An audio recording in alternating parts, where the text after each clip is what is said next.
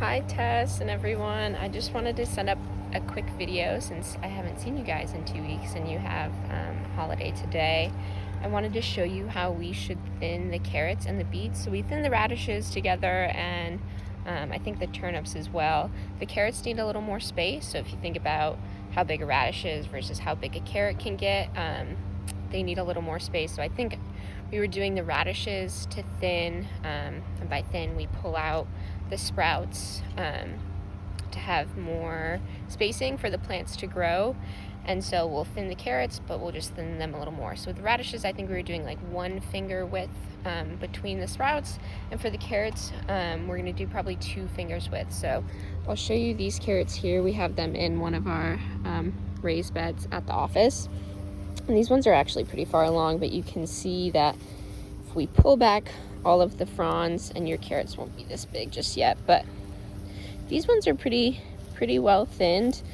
But I can show you that, you know, in between here you have about 2 fingers width between them. There's like a little cluster here, but yeah, 2 width is definitely adequate. You can see these two are pretty close together and they're okay. It's about 1 finger width between, but we'll shoot from between 1 and 2 like this. And so you can just go down the row, and even if they don't make a perfect line, like these two aren't perfectly in line, as long as you have some space around, that'll be great. And I can show you here actually where these didn't get necessarily properly thinned.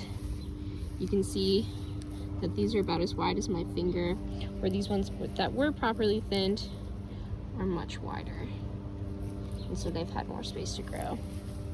So we can pop one of these out actually. You'll see that it's having a little more trouble getting thicker at the end. Or if we pull one of these guys, you can see with more adequate spacing over here, this carrot's getting a lot bigger as opposed to this one that is not gonna get to maturity. So that's what you can do with both the carrots, and then the beets we can stick to just 1 finger width. So for the radishes, 1 finger width, and for the beets, 1 finger width.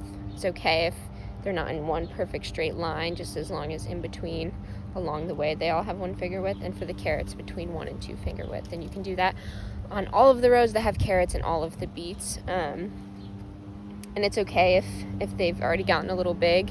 They're definitely not this big yet. This is kind of the point when you really start to see the difference if you don't thin.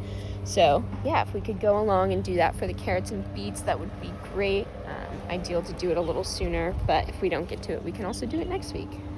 Yeah, I hope you guys enjoy your holiday, and I just wanted to send you a little video since I can't be there with you all, but I'll see you soon.